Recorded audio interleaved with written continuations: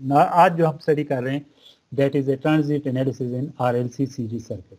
इसको पढ़ने का मकसद क्या है, इसका आपने बेसिक एनालिसिस किया हुआ है, इसमें मुझे इतनी ज़रूरत नहीं है कि मैं आपको डिटेल में सारा बैकग्राउंड दोबारा समझाऊंगा। ये आपने सर्किट 2 में जो है इसको बैकग्राउंड जो है इसका स्टडी किया हुआ है। अब हम डिसाइड करते हैं कि हम वोल्टेज और करंट्स जो हैं वो हमने डिटरमिन करने होते हैं और देखते हैं कि करंट का बेसिक बिहेवियर क्या होता है फॉल्ट के दौरान, फॉल्ट के बाद, बिफोर, ड्यूरिंग और आफ्टर, तीनों कंडीशन में करंट का बिहेवियर जो है वो आपके पास कैसा होता है। जब आप फॉल्ट सेल्फ क्लियर्ड है, अनक्लियर्ड है, तो ऑब्वियसली करंट की वैल्यूज जो हैं वो वेरीज करती हैं, तो उसी हिसाब से हमने इसका एनालिसिस अभी करना है।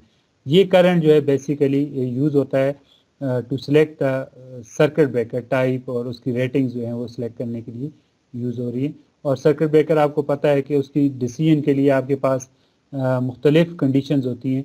सबसे पहले तो आपने उसको देखना है कि नॉर्मल करंट कैरिंग उसकी कैपेबिलिटी क्या है, कि उस किस जगह पे यूज़ कर रहे हैं, कि नॉर्मल उसमें करंट ऑपरेशन में क्या हो रहा है। ठीक है, फिर आप उसमें देखते हैं कि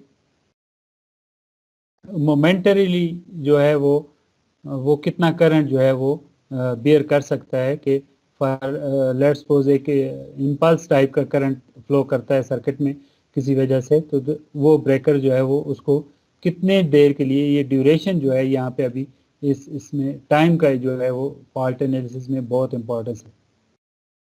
ठीक है, तो टाइम को हम स्टडी करेंगे साथ कि कितने टाइम के लिए ये इसका बिहेवियर जो है वो इम्पल्स टाइप है, so that we should not open the breaker at once. तो उस हिसाब से जो है वो करंट का एनालिसिस इसलिए भी ज़रूरी है। और थर्ड जो है वो ये है कि थर्ड में आपके पास ये आता है कि किस टाइम पर कौन सी वैल्यू करंट की आएगी। तो टाइम की ड्यूरेशन इतनी होगी कि आप रिले जो है वो आपका ब्रेकर्स को रिले ऑपरेट हो और ब्रेकर्स जो हैं वो आपके पास ट्रिप हो जाए। तो इसलिए जो है वो हम बेसिक बैकग्राउंड स्टडी में हम एक RL सर्किट को स्टडी कर रहे हैं जो एक एग्जिबिट करता है एक नॉर्मल पावर सिस्टम को, सिंपलेस्ट पावर सिस्टम को, जिसमें आपके पास एक सोर्स है, जनरेटर की इम्पीडेंस है, ट्रांसमिशन लाइन की इम्पीडेंस है, और उसको हम शॉर्ट सर्किट बिहेवियर से रिप्रेजेंट करते हैं। ये जो स्विच लगा हुआ है यहाँ पे, ये दैट रिप्रेजेंट्स ओनली ओपन और क्लोज, कि आपका ये लाइन जा रही है ट्रांसमिशन लाइन और ये आपके पास ग्राउंड है। अभी जब इन दोनों का आपस में कोई भी कनेक्शन नहीं है तो नॉर्मल ऑपरेशन चल रहा है, तो that means this switch is open. और जिस टाइम पर आपके पास फॉल्ट आ जाता है, लेट्स सपोज कोई tree sudden is fallen on A transmission line, और ट्री जो है वो जैसे मौसम होता है जिसमें वेट होता है ट्री बहुत, और उसमें अंदर जो पानी की जो क्वांटिटी है that is at higher level, तो उस टाइम पे जो है वो जब ग्राउंड के साथ कनेक्ट होगा तो that exhibits A short circuit with some resistance RF, either short बिल्कुल, that means it is 0, or some values x y Om, some value कोई भी हो सकती है, 1 2 3 4 ओम ये वैल्यू हो सकती है। तो ये दो कंडीशंस को सिस्टम में स्टडी करने के लिए हम ये स्विच यूज़ करते हैं। ये दो कंडीशंस जो है वो हमारे पास बताता है कि नॉर्मली ओपन है, शॉर्ट हो गया, फॉल्ट आ गया तो then it will be short. ये कंडीशंस जो हैं वो हम स्टडी करेंगे। तो ये सर्किट जो है जिसमें एक वोल्टेज सोर्स है, साइनोसाइडल वोल्टेज सोर्स है विद सम फेज अल्फा, ये इसका फेज है अल्फा जो इसको रिप्रेजेंट करता है। ये आपके पास एक साइनोसाइडल है, alpha is equal to 0, then alpha की वैल्यू जो है वो वेरी कर रही है टू दिस वैल्यू। अब ये जो फेज आपके पास इंट्रोड्यूस हुआ है ये फेज कहलाता है, ये अल्फा है। ठीक है, तो अल्फा जो है वो किसी भी फेज, उसका साइनोसाइडल का फेज नेगेटिव या पॉजिटिव दोनों वैल्यूज हो सकती हैं। और हम इसमें सर्किट जो कंसिडर कर रहे हैं AC voltage source apply to a circuit containing constant values of resistance and inductance. अब time t is equal to 0 पे हम जो है वो ये शॉर्ट्स करते हैं, वोल्टेज अप्लाई करते हैं सर्किट को। अभी अगर आप इस कंडीशन में जैसे ये फिगर बनी हुई है तो आप देख सकते हैं कि इस टाइम पे ये जो करंट की वैल्यू है that is equal to 0। So alpha जो है वो डिटरमिन करता है कि at what value we have introduce the voltage. कैसे, ये देखें आपके पास ये एक साइनोसाइडल, लेट्स सपोज मैं इसको ऐसे बना देता हूँ, ये एक साइनोसाइडल। अब टाइम t 0 वही टाइम होगा जब भी आप वोल्टेज स्विच को क्लोज करेंगे, that is time t is equal to 0। So alpha की वैल्यू जो है वो कैसी होनी चाहिए? लेट्स सपोज अगर if we introduce over here इस टाइम पर, तो यहाँ पे अगर हम देखें, बल्कि इसको एक ठहरें, इस फिगर को जो है वो मैं दोबारा बनाता हूँ।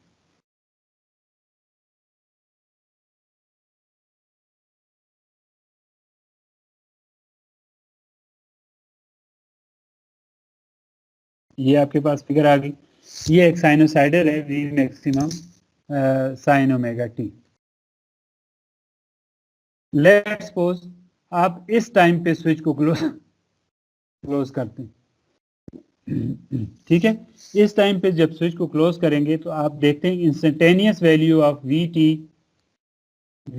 Is equal to 0। Instantaneous value 0 है। सो हम कहते हैं कि इस टाइम पर अल्फा की वैल्यू जो है वो क्या है? 0। अब इस टाइम पर अगर आप करते हैं, लेट्स सपोज स्विच को क्लोज करते हैं, t इज इक्वल टू 0 हमारा ये बन जाता है अगर, तो इस टाइम पे अल्फा की वैल्यू क्या होगी? अल्फा की वैल्यू ये होगी, ये जो मैंने आपको लेट्स सपोज 30 डिग्री, और आपके पास क्या आएगा? v maximum sine omega t plus 30 degree. अब now if you close the switch at this time, ठीक है, तो इस टाइम पर आपके पास मैक्सिमम वोल्टेज अप्लाई होगी, वी मैक्सिमम जो है वो यहाँ पे इस सर्किट के क्रॉस से अपीयर होगी और उसकी वजह से जो है वो करंट फ्लो करेगा। सो अब ये देखना है कि time t is equal to 0 पे तो करंट के पास दो कंपोनेंट्स होंगे, एक इसका स्टेडी स्टेट वैल्यू होगी और एक ट्रांजिएंट वैल्यू होगी। ये ट्रांजिएंट एनालिसिस आपने बेसिकली किया हुआ, ठीक है। तो अब हम देखते हैं कि हमने जो अपना टारगेट है हमने इसको किस हिसाब से देखना है। तो applied voltage is we maximum sine omega T. तो अगर आप यहाँ पे इसके अराउंड केवीएल लगाएं तो आपके पास क्या बनेगा? वी टी में टी नहीं लिखता, बस आप सिंपल लिख देता हूँ, minus plus plus minus plus minus. So V T minus sign के साथ minus V T plus voltage across the resistance, we call it VR for the time being, plus voltage across the inductor, we call it VL is equal to 0। ये KVL बनता है। इस KVL में अगर आप values लगाना शुरू करें, VT is V sin omega t, ठीक है, VT is equal to VR plus EL, ठीक है। तो ये इक्वेशन आपके पास ये आती है ना। Voltage across resistance simple resistance है, इसका ओम्स लॉ क्या है? V is equal to I R, और अक्रॉस जो वोल्टेज है that is V is equal to L D I by D T. तो ये आपके पास ये इक्वेशन बन जाती है। ये फर्स्ट ऑर्डर इक्वेशन है जिसको आपने सॉल्व करना है और I की वैल्यू जो है वो आपने इसमें से डिटरमिन करनी। अब किसी भी टाइम पे जब भी हम इसको स्विच को क्लोज करेंगे दैट इज टाइम एट 0, हमारा स्टार्टिंग टाइम ये है। अब अगर हम अभी से एक बात कर लें कि ये हमारा फॉल्ट का टाइम इंस्टेंट है, t इज इक्वल टू 0, इस वैसे कोई टाइम होगा, लेट्स सपोज ये साइनोसाइडल है, ये मैंने बना लिया। अब इस टाइम पे फॉल्ट अप्लाई करते हैं तो इस हिसाब से ये t है, ये इंफॉर्मेशन यहाँ t में आती है, लेकिन हम स्टार्ट जो करते हैं अपने analysis t is equal to, हम इस टाइम को t इज इक्वल टू 0 कह देते हैं। मैं कोई और इंस्टेंट बना लेता हूँ यहाँ पे, ये यहाँ पे बना लेता हूँ, लेट्स सपोज ये मैंने इंस्टेंट बना लिया, इसको भी हम कहेंगे t इज इक्वल टू 0। लेकिन इस टाइम पर अल्फा की वैल्यू डिफरेंट होंगी, किस फेज पे आप जो है वो स्विच को क्लोज कर रहे हैं। अब मैं दोबारा इस फिगर को बनाता हूँ ताकि आपको और ये चीज़ अभी इस इंस्टेंट में क्लियर हो जाए। ये देखें, अब मुख्तलिफ इंस्टेंट्स पे आप इसको स्विच को क्लोज करते हैं। अब इस पे करेंगे तो 0 इंस्टेंट वैल्यू है, इस पे करेंगे मैक्सिमम वैल्यू है, इस पे करेंगे तो थोड़ी सी मैक्सिमम और 0 के दरमियान कोई वैल्यू, किसी टाइप वैल्यू होगी। तो इस हर टाइम पे t इज इक्वल टू 0 है, हमारा analysis t is equal to 0 पे स्टार्ट होता है, but the value of alpha for every instant is different. इस पे अल्फा ये है, इस पे अल्फा करते हैं, तीसरा इंस्टेंट ये है, तो तीनों पे अल्फा की वैल्यू डिफरेंट होगी। दैट डिसाइड्स कि कितना वोल्टेज मैग्नीट्यूड अपीयर हो रहा है across the circuit when t is equal to 0, that means कि when switch is closed. So अगर इस फिगर को दोबारा बनाएं और मैं आपको बाकी जो चीजें हैं इसी में यहीं पे समझा दूं। लेट्स सपोज ये एक साइन वेव है, ठीक है। अब इस इंस्टेंट पे अगर आप स्विच को क्लोज करते हैं इस इंस्टेंट पे, तो यहां पे अल्फा की वैल्यू क्या है, 0, और टाइम की वैल्यू आपके पास यहां से स्टार्ट हो रही है 0, ठीक है। तो अब 0 और ये 0 वैल्यू है और increasing in the positive direction, ठीक है जी। अगर आप इसको इस टाइम पे स्विच को क्लोज करते हैं, ठीक है, यहाँ पे time t is equal to 0 है, but now here alpha is equal to pi by 2, ठीक है। सो ये मुख्तलिफ कंडीशंस हैं। तो अब सर्किट को जो वैल्यू जो सर्किट के क्रॉस इम्प्रेस होगी that will B we maximum. तो इस डिफरेंशियल इक्वेशन को अभी हम क्या करते हैं, इस डिफरेंशियल इक्वेशन का सोल्यूशन निकालते हैं। ये फर्स्ट ऑर्डर डिफरेंशियल इक्वेशन है और आपको पता है ये कैसे सॉल्व होती है।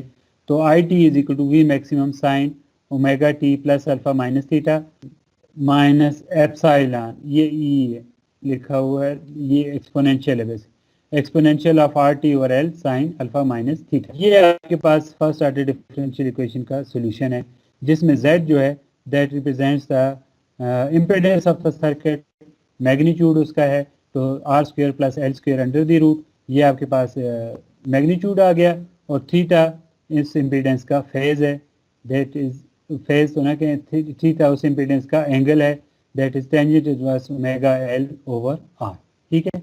अब इस इक्वेशन को जब हम आपका प्राइम ऑब्जेक्टिव नहीं है कि इसको सॉल्व करें, अब इसका एनालिसिस जो है वो आपको समझना जरूरी है। इस इक्वेशन में आपके पास दो पार्ट हैं, एक पार्ट ये है, इसका मैं कलर चेंज कर देता हूँ थोड़ा सा ताकि नजर आए आपको, ये एक्सपोनेंशियल है, इसको करेक्शन कर लीजिएगा, और दूसरा पार्ट इस इक्वेशन का ये। पहला पार्ट जो है that is a periodic function, sinusoidally varies with the time, steady state value of the current in RLC series circuit for a given applied voltage. अब अल्फा की वैल्यू डिपेंड करती है कि किस टाइम पे आपने कौन सी वोल्टेज दी है इसको, ठीक है। तो अब ये जो साइनोसाइडल पार्ट है दैट इज पीरियोडिक टर्म, और ये स्टेडी स्टेट वैल्यू को रिप्रेजेंट करता है, जैसे ये इस इक्वेशन में दिखाया गया है।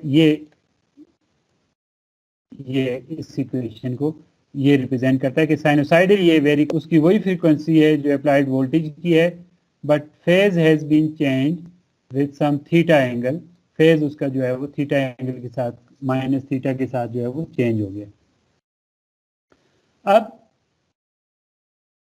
मुख्तलिफ कंडीशंस हैं, लेट्स सपोज ये मैं इसको यहाँ पे आपको बताता हूँ कि अगर आपने इसको इस इंस्टेंट पे जो है वो अगर आपने इसको वेरी किया है, इस इंस्टेंट पे वो स्विच को क्लोज किया है, that means T is equal to 0, ये हमारा था।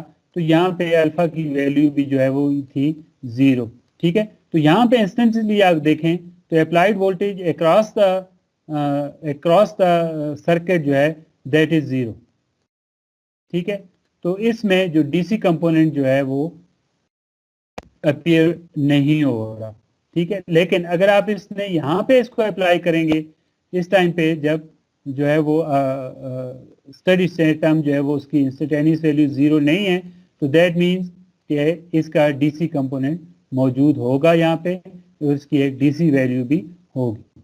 अब वो डीसी वैल्यू कैसे डिसाइड होगी, ये इसके साथ एक टर्म जो है वो माइनस साइन के साथ है जो इसके साथ अपीयर हो रही है। अगर इस टर्म को आप गौर से देखें तो इसमें एक्सपोनेंशियल फंक्शन, ये बेसिकली ये लिखा हुआ है, फर्ज किया फाई ई, इसको मैं कह देता हूं को भी टा, टा इज ओमेगा एल। अब ये एक्सपोनेंशियल फंक्शन है दैट, ये माइनस साइन के साथ है, तो दैट डिकेज विद, ये ऐसा फंक्शन, ठीक है। इनिशियली इसकी वैल्यू डिपेंड करती है कि कहाँ कब आपने जो है वो इसको अप्लाई किया। अगर आपने इसको ऐसे टाइम पे अप्लाई किया है, गौर करने वाली बातें जो अभी मैं आपके आगे मैथमेटिकली भी बताऊंगा, तो ये टर्म जो है ये सेकंड टर्म है, दैट इज नॉन पीरियाडिक, और ये एक्सपोनेंशियली जो है वो डिके कर रही है विद टाइम कांस्टेंट और एल ओवर आर, और ये कहता है इसको DC component of the current, ठीक है। जब आप इसको इस टाइम पर, ये जो ये टर्म है, अगर आप इसको इस टाइम पर स्विच को क्लोज करेंगे तो इसकी वैल्यू जो होगी वो 0। इसके बाद कोई भी टाइम पे आप इसको ऑन करेंगे स्विच को, तो इसकी वैल्यू जो है वो कोई वैल्यू जो होगी, कोई भी वैल्यू जो है वो एग्जिस्ट करेगी, और यहाँ पे इस टाइम पर इसकी वैल्यू मैक्सिमम होगी। अब इस इक्वेशन को कैसे एनालाइज करते हैं ये आप ध्यान, पहली टर्म है v maximum sine v maximum over z magnitude multiply by sine of this term minus v maximum over z into exponential of r t over l minus sign के साथ साइन ऑफ दिस टर्म। अब ये तो साइनोसाइडली very करेगी, और इसका जो maximum amplitude होगा ये टर्म ऐसी होगी, इसका जो मैक्सिमम एम्पलीट्यूड होगा करंट का, that will B v maximum divided by z magnitude, ये इसकी मैक्सिमम वैल्यू होगी। अब सेकंड टर्म को देखिए, सेकंड टर्म जो है that dictates the exponential function, ये आपको पता है ये ऐसा होता है एक्सपोनेंशियल। अब इसकी ये वैल्यू जो मैक्सिमम वैल्यू स्टार्टिंग में होगी वो डिपेंड करती है कि आपने किस टाइम पर स्विच को क्लोज किया। लेट्स सपोज आपने एक ऐसे टाइम पे स्विच को क्लोज किया है जब अल्फा माइनस थीटा 0 के बराबर है, alpha minus theta is equal to 0, तो आप देखें कि alpha minus theta is equal to 0 means sine of 0 is equal to 0 और into anything is equal to 0, तो आपकी ये टर्म 0 यहाँ से ये यहीं पे होगी, कोई इस पे डीसी कंपोनेंट मौजूद नहीं होगा और वो 0 वैल्यू पे होगी। Now, if you have closed the switch at instant, आपका जो t इज इक्वल टू 0 था वो उस टाइम पे है when alpha minus theta is equal to pi by 2, alpha minus theta is equal to pi by 2, तो अगर यहाँ पे पाई बाई 2 होगा तो that means sine of alpha minus theta is equal to 1, ये 1 हो जाएगी, और ये आपके पास टर्म एक्सपोनेंशियल टर्म है, तो you will get v max, ये ब्रैकेट देख लें, ये ब्रैकेट के साथ मल्टीप्लाई हो रहा है इसके साथ के अंदर, divided by z magnitude minus e raise to power minus r time t over l, ये आपके पास इक्वेशन टर्म जो है सेकंड टर्म बनेगी। तो ये जो है इसका जो स्टार्टिंग पॉइंट का मैक्सिमम वैल्यू होगा that will B v maximum over z magnitude. अब ये मैक्सिमम वैल्यू जो है वो रेंज करेगी। अब जो आपका नया ये तो दोनों, अगर आपको मैं एक सिंपल सी एक एग्जांपल दूं, एक आपके पास है साइन ओमेगा टी,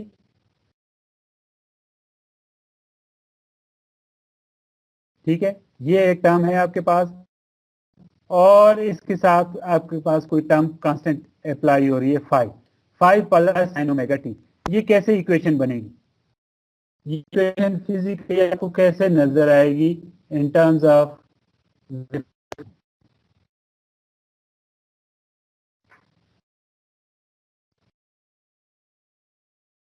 ये आपको नजर आएगी